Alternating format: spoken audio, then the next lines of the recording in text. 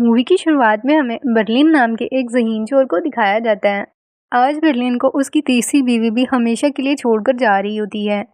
ये देखकर बर्लिन बहुत सैड था क्योंकि अब वो अपनी ज़िंदगी में बिल्कुल अकेला पड़ गया था। तभी बर्लिन की गैंग के बाकी मेंबर्स वहाँ आते हैं और उसे अपने साथ गाड़ी में बिठाकर वहाँ से ले जाते हैं क्योंकि अब इन्हें एक प्लान करके चोरी करनी थी। इनकी गैंग में एक बूढ़ा आदमी होता है जो कि प्रोफेसर होता है। वही सारी प्लानिंग का मास्टरमाइंड होता है। चोरी के प्लान को कब, कहाँ और कैसे अप्लाई करना है, ये सारी गाइडलाइंस प्रोफेसर ही देता है। एक लड़की जो कि हैकर थी, एक लोक मास्टर था जो कि हर तरह के लोक को आसानी से तोड़ सकता था, चौथा ये ब्रिलियन और पांचवा एक सैटेलाइट का मेंबर होता है जिसे हथियार चलाना और वो फाइटिंग में भी काफी एक्सपर्ट था। इनकी गैंग में मौजूद हर मेंबर अपनी क्वालिटीज की वजह से था। अब ये पांचों चोरी करने के लिए पुलिस की यूनिफॉर्म में एक आलीशान महल तक पहुंचते हैं। उस महल के अंदर बहुत सी रिच फैमिलीज बैठी डिनर कर रही थी। ये वहाँ के ओनर को जाकर फेक वारंट दिखाता है और इससे कहता है कि हमें खबर मिली है कि तुम स्मगलिंग में इन्वॉल्व हो, इसीलिए हम तुम्हारे घर की तलाशी लेंगे। ब्रिलियन को अपनी तिजोरी तक ले जाता है। तिजोरी तक पहुंचने के बाद ब्रिलियन उस ओनर को बता देता है कि हम कोई पुलिस ऑफिसर्स तो नहीं है, बल्कि हम तो यहाँ तुम्हारे कीमती सामान को चोरी करने के लिए आए हैं। अब वो ओनर इतना तो समझदार था कि अगर इनसे लड़ाई करता है तो अपनी ही जान से हाथ धो बैठेगा, इसीलिए वो बगैर किसी लड़ाई के ब्रिलियन को सामान वहां से ले जाने देता है। डिनर करता हुआ एक आदमी इनकी गैंग से कहता है, दिखने में तुम पुलिस ऑफिसर्स कम और चोर ज्यादा लगते हो। ये सुनकर ब्रिलियन को बहुत गुस्सा आता है और वो उस आदमी को महल से बाहर ले जाता है और उसे घुटनों के बल बिठाकर रोने के लिए कहता है। वो आदमी बहुत गिड़गिड़ा कर ब्रिलियन से माफी मांगता है कि वो इसे जाने दें। तो ब्रिलियन इससे कहता है कि अपना दिमाग कम इस्तेमाल किया करो, क्योंकि मैं जानता हूँ तुम ये सब अपनी फ्रेंड को इम्प्रेस करने के लिए कर रहे थे। दिमाग चलाने के बजाय दिल से काम लो, जो रिश्ते तुम्हारे पास हैं उनकी कदर करो। ये कहकर वो वहाँ से चले जाते हैं। अब ये लोग अगली चोरी की प्लानिंग करने के लिए होटल में आते हैं। इसके बाद हम एक और लड़की दिखाई जाती है जिसे ब्रिलियन ने अपनी गैंग में ऐड किया था। वो लड़की इंजीनियर थी। उसे किसी ने धोखा दिया था, इसलिए वो मेंटली अनस्टेबल थी। अब ब्रिलियन और वो प्रोफेसर इन्हें अपनी नेक्स्ट चोरी का प्लान बताने लगते हैं। अब ब्रिलियन उन्हें वो प्याला दिखाता है जो रिसेंटली उन्होंने महल से चोरी किया था और उन्हें बताता है कि इस प्याले की मदद से हम $44 मिलियन की चोरी करने वाले हैं। इसके बाद ये सब लोग चर्च जाते हैं और वहाँ के फादर को कहते हैं कि हमें इन्फॉर्मेशन मिली है इस चर्च के नीचे खजाना दफन है और हम खुदाई करके इसे यहाँ से निकालना चाहते हैं। इनकी बात सुनकर फादर इन्हें खुदाई के लिए अलाउ कर देता है, क्योंकि अगर चर्च के नीचे से खजाना निकलता है तो इससे चर्च को भी काफी फायदा होगा। इसके बाद फादर इन्हें चर्च की बेसमेंट में लेकर जाता है। अब मेन बात ये थी कि इस चर्च की बेसमेंट से एक सुरंग नीलामी घर तक जाती थी और आने वाले कुछ ही दिनों में उस नीलामी घर में बहुत सी कीमती चीजों की नीलामी की जाने वाली थी और तब तक कीमती चीजों को उस नीलामी घर के लॉकर्स में रखा जाता है और इनका प्लान उन्हीं कीमती चीजों को नीलामी घर के लॉकर से चोरी करना था। अब ब्रिलियन अपनी गैंग के बाकी सभी मेंबर्स को बताते हैं कि जिस होटल में हम रुके हैं उसके बिल्कुल सामने वाले घर में नीलामी हाउस का डायरेक्टर रहता है, इसीलिए हमें उसके घर में जाकर सीसीटीवी कैमरास लगाने होंगे ताकि हम उस पर नजर रख सकें। अब इन्होंने उस डायरेक्टर के घर पर नजर रखी हुई थी।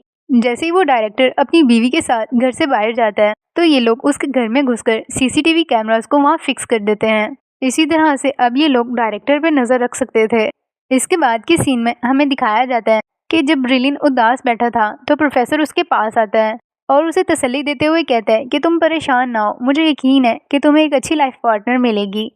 तुम मुझे ही देख लो, मैं और मेरी वाइफ 24 सालों से साथ हैं और हमारे दरमियान अब भी वही फीलिंग्स हैं जो डे 1 पे थी और हम लोग अपनी बाकी ज़िंदगी भी इसी तरह हंसी खुशी गुजारना चाहते हैं। मुझे भी यकीन है कि तुम्हें एक अच्छी लाइफ पार्टनर ज़रूर मिलेगी। ये सुनकर ब्रिलियन उससे कहता है कि मुझे अब इस दुनिया के लोगों पर ट्रस्ट नहीं है। इस दुनिया के लोग सिर्फ धोखेबाज और छोड़ जाने वाले हैं। इसके बाद प्रोफेसर वहाँ से चला जाता है और ब्रिलियन ने डायरेक्टर के घर पर नजर रखी हुई थी। वो देखता है कि डायरेक्टर के सोने के बाद उसकी बीवी अपने डॉग को लेकर उसके घर से निकलती है। ये देखकर ब्रिलियन भी अपने होटल से निकलकर उसका पीछा करने लगता है और देखता है कि वो एक बार में जाती है और वहाँ सिंगिंग करने लगती है। वो काफ़ी अच्छी सिंगर थी और देखने में भी बहुत खूबसूरत थी। उसकी आवाज़ ब्रिलियन को बहुत अच्छी लगती है और दिल ही दिल में सोचता है कि काश मेरी पार्टनर भी ऐसी होती।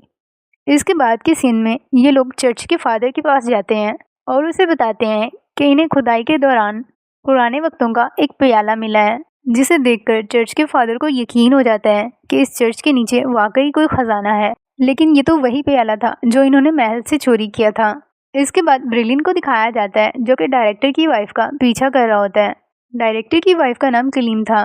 ब्रिलिन कमील को अपना नकली नाम बताकर उसे कहता है कि वो यहाँ पेरिस में घूमने आया है और कल रात बार में उसने कमील का सॉन्ग सुना जो उसे बहुत अच्छा लगा। वो कमील को इम्प्रेस करने के लिए अपने साथ कमील की फेवरेट बुक भी लाया था, जिसे देखकर कमील उससे पूछती है, क्या आप ये बुक पढ़ते हैं? जिस पर ब्रिलिन कहता है कि हाँ, ये मेरी फेवरेट बुक है। इसके बाद कमील वहाँ से उठकर चली जाती है और ब्रिलिन को फील होता है कि क्या उसने उससे कुछ गलत कहा जिसकी वजह से वो उठ के वहाँ से चली गई, जिससे ब्रिलिन को फील होता है कि क्या उसने कुछ गलत कहा कि कमील बगैर कुछ कहे यहाँ से उठकर चली गई। दूसरी तरफ गैंग के बाकी मेंबर्स खुदाई कर ही रहे होते हैं कि उन्हें वो सुरंग मिल जाती है और इसी तरह वो अपने काम को आगे भी कंटिन्यू रखते हैं। कमील अपने हस्बैंड से फ़ोन पे बात कर रही होती है, जिसे ब्रिलिन भी सुन रहा होता है। कमील एक शो देखने के लिए जाना चाहती थी, लेकिन उसका हस्बैंड उसके साथ जाने से मना कर देता है। इसी वजह से उन दोनों के दरमियान लड़ाई हो जाती है। इस मौके का फ़ायदा उठाते हुए ब्रिलिन अच्छे से तैयार होता है और सोचता है कि वो आज कमील के साथ शो देखेगा। दूसरी तरफ गैंग के मेंबर्स जो खुदाई में लगे होते हैं, वहीं फादर आता है और उनसे कहता है, मुझे वो प्याला दो जो ज़मीन के नीचे से निकला है, क्योंकि उसने भी यूनिवर्सिटी के फादर को दिखाना था कि उनके चर्च के नीचे से खजाना निकल रहा है। पहले तो गैंग के लोग उसे प्याला देने से मना कर देते हैं, लेकिन फादर जिद करके वो प्याला वहाँ से ले जाता है। ये बात जब ब्रिलिन को पता चलती है तो वो इन पे बहुत गुस्सा करता है और वो लोकर से कहता है कि किसी भी तरह वो प्याला उस फादर से वापस लाओ।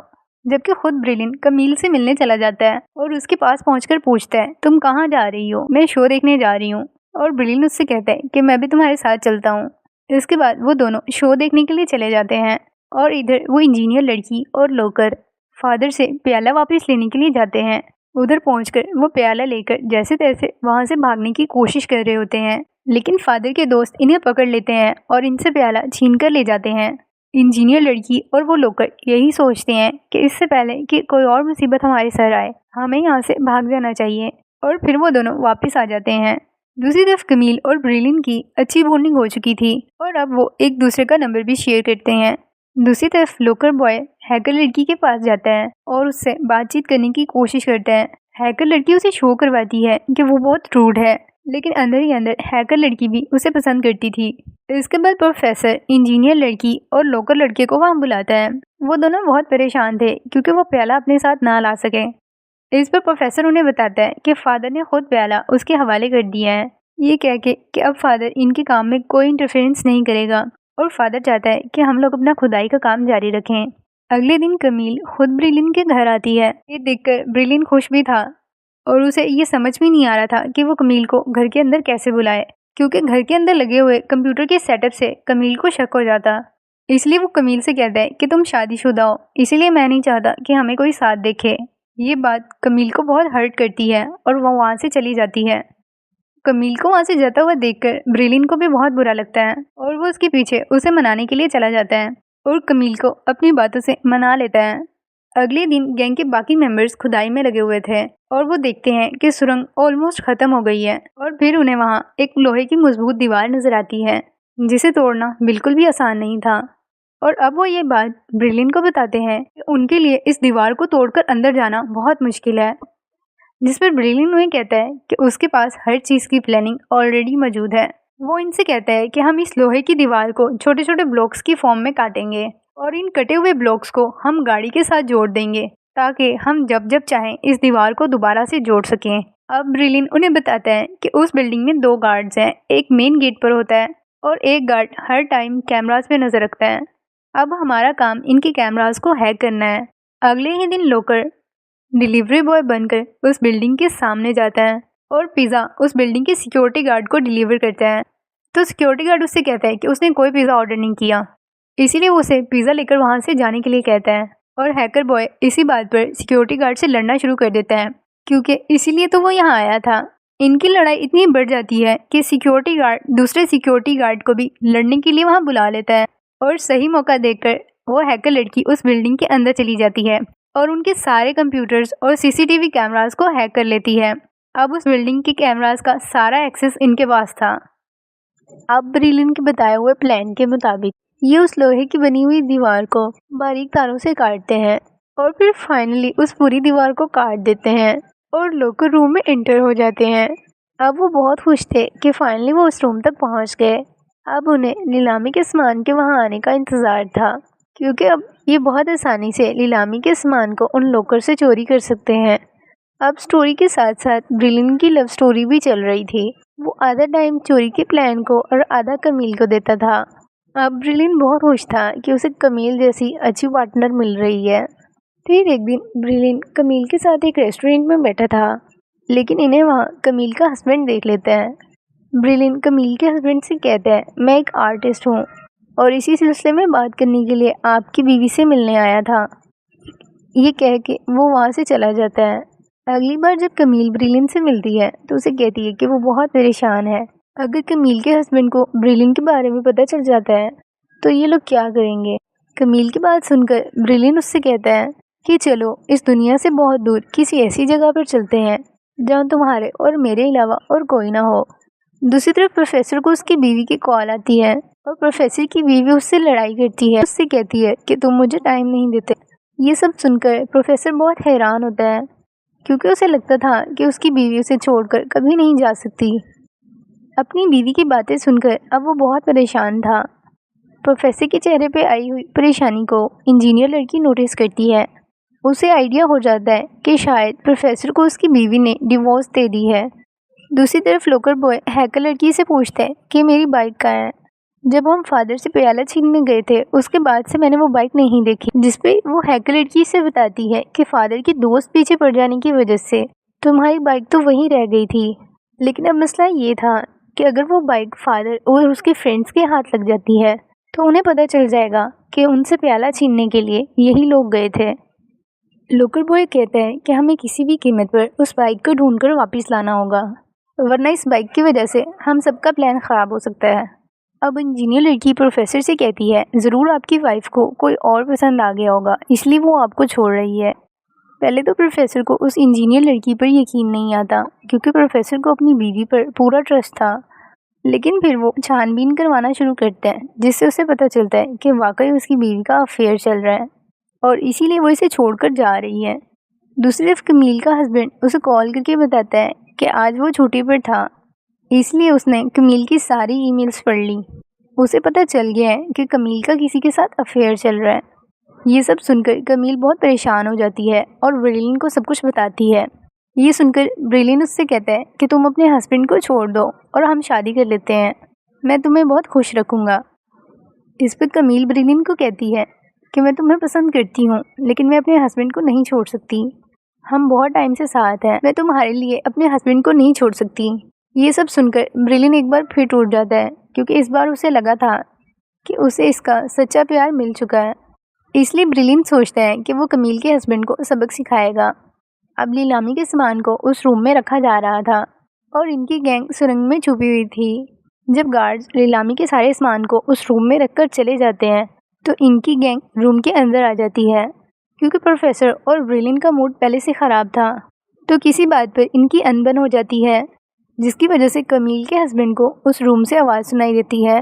तब वो गार्ड को चेक करने के लिए भेजता है कि देख कर आओ रूम के अंदर कोई है तो नहीं। जब गार्ड रूम में चेक करने के लिए आता है तो ये सब लोग छुप जाते हैं और गार्ड को वहाँ कोई नज़र नहीं आता। इस तरह ये लोग बच जाते हैं। अब ये लोग बहुत सफाई से वहाँ पर चोरी करते हैं। अब ब्रिलियन इनसे कहता है कि रूम की अच्छे से सफाई करो कि कहीं कोई निशान या सबूत रह ना जाए जिससे ये पकड़े जा सकें। हालांकि इन्होंने ऐसे कॉस्ट्यूम्स पहने हुए थे कि इनका बाल तक नीचे नहीं गिर सकता था, लेकिन फिर भी ये लोग बहुत अच्छे से उस रूम की सफाई करते हैं और फिर उस संग से बाहर निकल आते हैं और जो लोहे की दीवारें इन्होंने काटी थी उसे दोबारा से फिक्स कर देते हैं, ताकि अगर पुलिस इन्वेस्टिगेट करने के लिए यहाँ तक पहुँचे तो उन्हें शक ना हो। अब ये लोग होटल वापस आते हैं और सारे कैमरा से अपना एक्सेस हटा लेते हैं और ब्रिलियन इन सबको कुछ दिनों के लिए अंडरग्राउंड रहने का कहता है और इन सबको अलग अलग रहने का भी कहता है। अब तक इनकी चोरी कामयाब रही थी, इसीलिए ये सब लोग बहुत खुश थे। लेकिन उस लोकर बॉय को अभी भी अपने बाइक की टेंशन थी। वो हैकर लड़की से कहता है कि हमें जाकर उस बाइक को वापस लाना चाहिए, क्योंकि अगर बाइक पुलिस ऑफिसर्स के हाथ लग जाती है तो वो मेरे पासपोर्ट तक पहुंच जाएंगे। तो वो हैकर लड़की इससे कहती है कि ब्रिलिन ने हमें बाहर निकलने से मना किया है, इसलिए हमें बाहर नहीं जाना चाहिए, हम पकड़े जा सकते हैं। ये सुनकर लोकर बॉय उससे कहता है, अगर मेरा बाइक और पासपोर्ट पुलिस के हाथ लग जाता है तो इस सिचुएशन में भी हमारी चोरी पकड़ी ही जाएगी, इसलिए बेहतर है कि हम खुद जाकर अपनी बाइक को वापस ले आएं। हैकर लड़की उसकी बात मान जाती है, क्योंकि अब ये दोनों एक दूसरे को पसंद करने लगे थे। दूसरी तरफ ब्रिलिन कमील के घर जाता है और उसके हस्बैंड के कपड़े पहनकर उनके फार्म हाउस चला जाता है, और जो सामान इन्होंने नीलामी हाउस से चुराया था उसमें से कुछ हिस्से को तोड़कर उसके पूरे फार्म हाउस में फैला देता है, ताकि जब पुलिस इन्वेस्टिगेट करे तो उसका हस्बैंड पकड़ा जाए। ये सब ब्रिलिन कमील के हस्बैंड से बदला लेने के लिए कर रहा था। अब लोकर बॉय और हैकर लड़की सिस्टम को हैक करने के लिए वहाँ पहुँच जाते हैं। हैकर लड़की उनके सिस्टम को हैक कर ही रही होती है कि वहाँ सिक्योरिटी गार्ड आ जाता है, और सिक्योरिटी गार्ड उससे पूछता है कि तुम कौन हो और यहाँ क्या कर रही हो। इस पर हैकर लड़की उसे कहती है कि मैं यहाँ की वर्कर हूँ और इसीलिए यहाँ काम कर रही हूँ। लेकिन तभी वहाँ और भी वर्कर्स आ जाते हैं और हैकर लड़की से सवाल करने लगते हैं। हैकर लड़की को पासवर्ड पता ना होने की वजह से उसका कंप्यूटर भी ऑन नहीं हो रहा था। इस पर सिक्योरिटी गार्ड उसे कहता है कि इसे ऑफ करके दोबारा ऑन करो। अब सिक्योरिटी गार्ड कंप्यूटर को ऑफ करने के लिए टेबल के नीचे देखता है, जहाँ उसे लोकर बॉय छुपा हुआ नजर आता है, जिसे देखकर सिक्योरिटी गार्ड इन पर गन तान लेता है और इनसे पूछता है कि तुम लोग कौन हो, यहाँ क्या कर रहे हो। इस पर हैकर लड़की उनसे झूठ बोलती है कि हम चोर हैं और यहाँ चोरी करने के लिए आए थे, और अब ये लोग उनसे पैसे छीनकर वहाँ से भाग जाते हैं। अब ये दोनों बहुत खुश थे कि इन्होंने अपने काम के साथ साथ उनसे पैसे भी निकलवा लिए।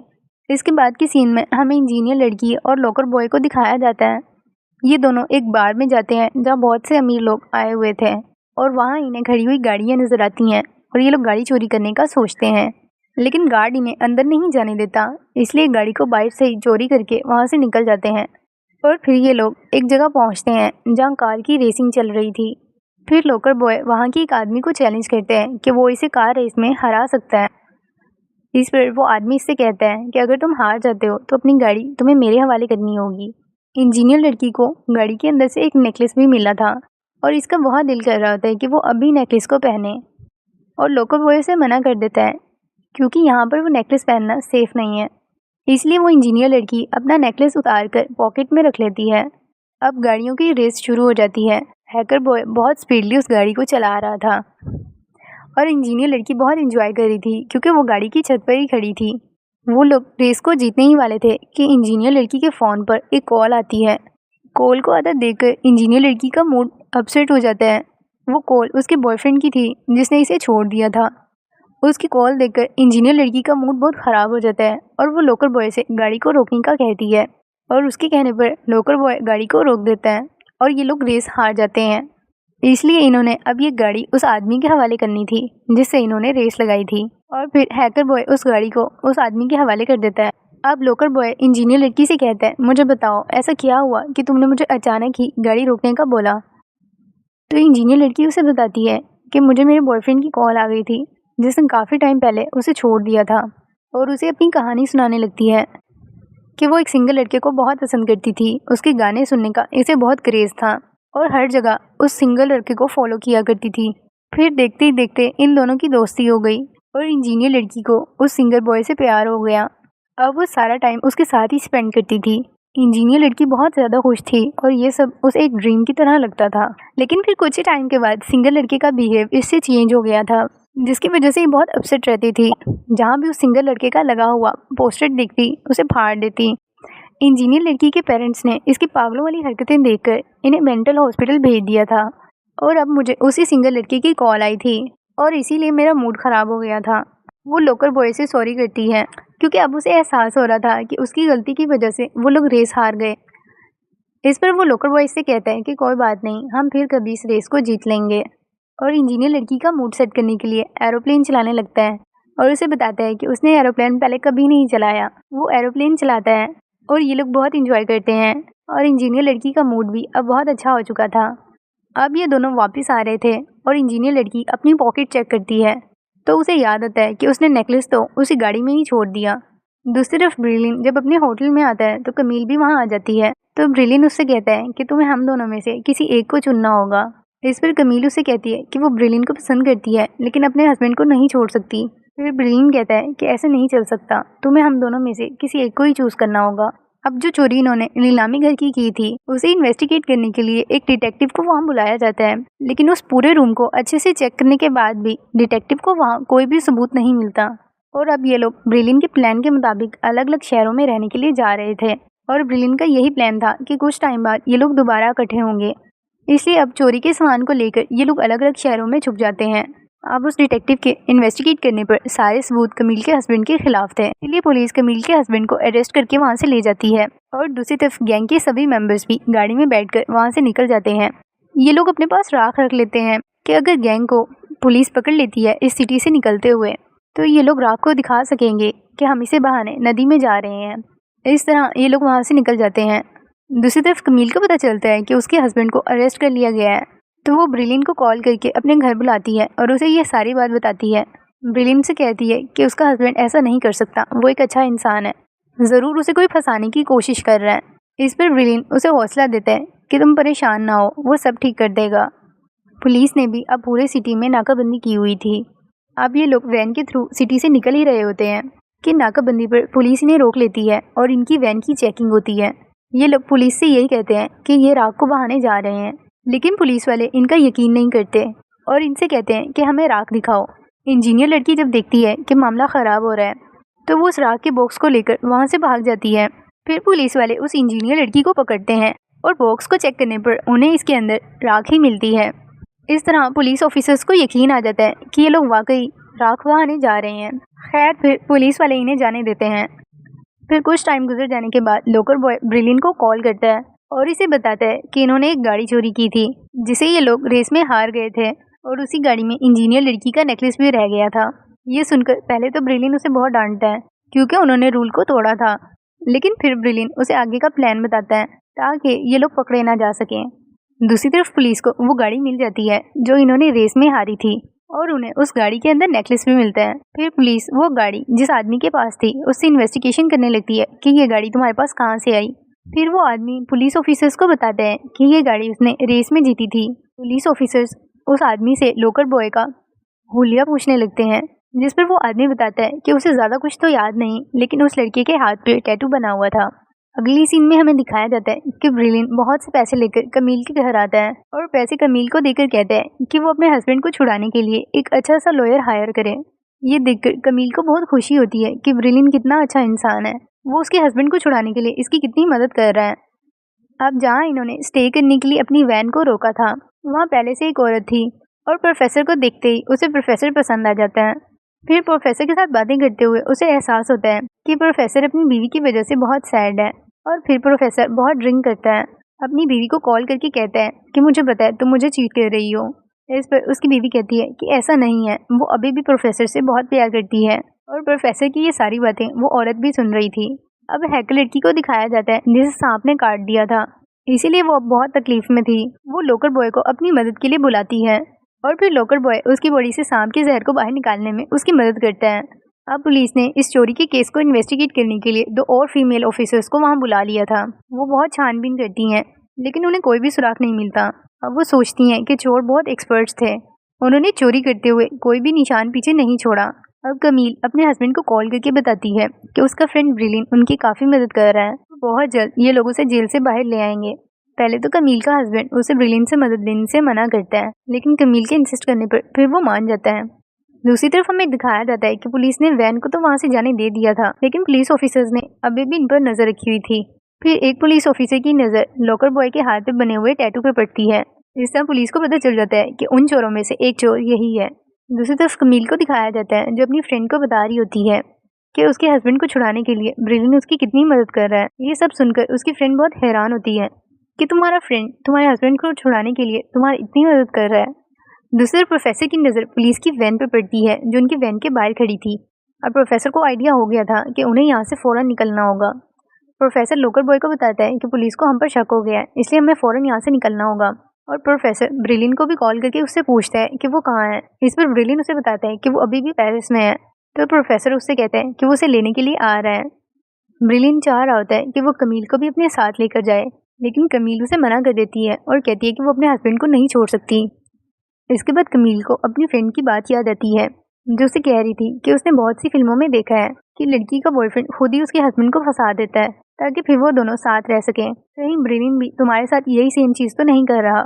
कमील अब इसी बारे में सोच रही होती है, इसलिए ब्रिलिन के वहां से जाने से पहले वो उसकी पॉकेट से ब्रिलिन के होटल के रूम की कीज निकाल लेती है, क्योंकि अब तक उसने ब्रिलिन का रूम विजिट नहीं किया था। अब ब्रिलिन के जाने के बाद कमील उसके होटल के रूम में आती है और वहाँ लगा हुआ सारा सेटअप देखकर हैरान रह जाती है। अब उसे कंफर्म हो गया था कि ये सब ब्रिलिन ने उसके हस्बैंड को फंसाने के लिए किया था। दूसरी तरफ पुलिस भी उन्हें पकड़ने के लिए वैन के बाहर इकट्ठी हो गई थी। पुलिस उन्हें वैन से बाहर आने के लिए कहती है। तभी वैन से एक स्पीकर बाहर आता है और पुलिस ऑफिसर्स उनसे पूछते हैं कि तुम्हारी डिमांड्स क्या हैं। इस पर प्रोफेसर उन्हें कहता है कि हमें सोचने के लिए 5 मिनट चाहिए। उनमें दिखाया जाता है कि जहाँ इन्होंने वैन पार्क की थी वहाँ से नीचे सुरंग का रास्ता जाता था और उसी रास्ते से अब ये सब लोग भागने वाले थे।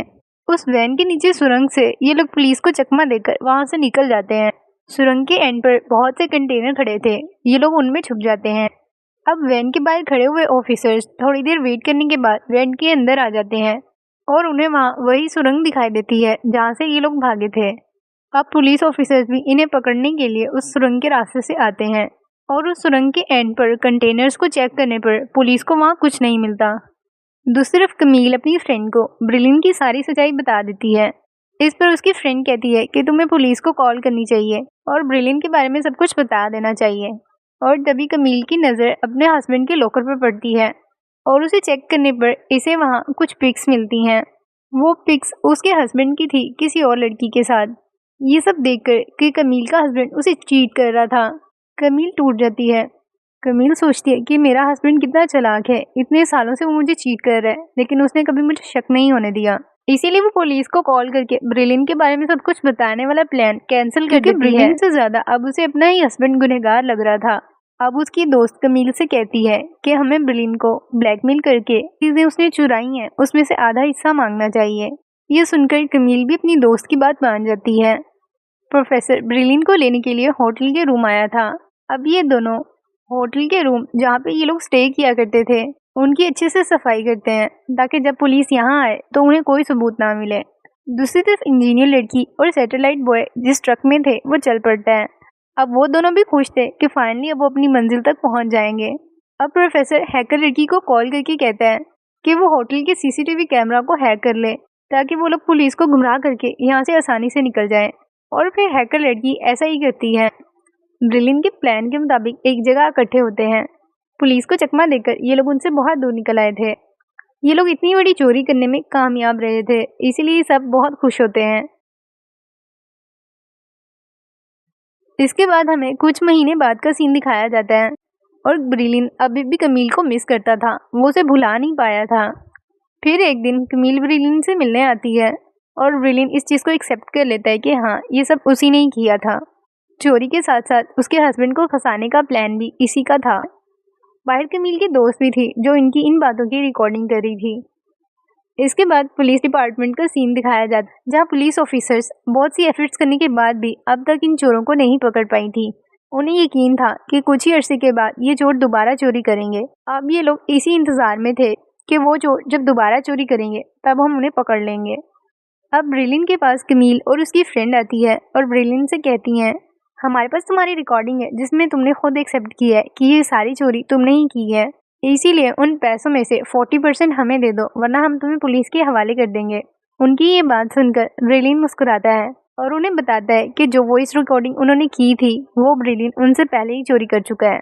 और रही बात पैसों की तो ब्रिलिन अपने सारे पैसे कमील को दे देता है और ब्रिलिन से ये भी कहता है कि नेक्स्ट वो जितनी भी चोरियां करेगा उसके सभी पैसे वो कमील को देगा। कमील और उसकी फ्रेंड इतने सारे पैसे देखकर बहुत खुश हो जाती हैं। ब्रिलिन उनसे कहता है कि उसके लिए पैसा नहीं प्यार इम्पोर्टेंट है और उसकी फीलिंग्स कमील के लिए बिल्कुल सच्ची हैं। कुछ ही दिनों बाद प्रोफेसर ब्रिलिन से मिलने आता है और उसे कहता है कि हमारी छुट्टियों को काफ़ी दिन गुजर चुके हैं, क्यों ना अगली चोरी की प्लानिंग की जाए। फिर ब्रिलिन कहता है कि हाँ क्यों नहीं, मैं भी यही सोच रहा था। और इसी तरह यही इस सीज़न का एंड हो जाता है। होप्स हो कि आपको ये एक्सप्लेनेशन अच्छी लगी होगी। इसी के साथ ही बाय बाय।